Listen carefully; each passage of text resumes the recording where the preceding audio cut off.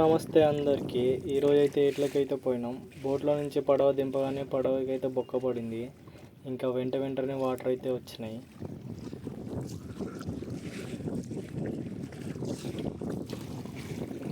ఇంకా వాటర్ని అలానే బయట పోస్తూ వల అయితే చూస్తున్నాం.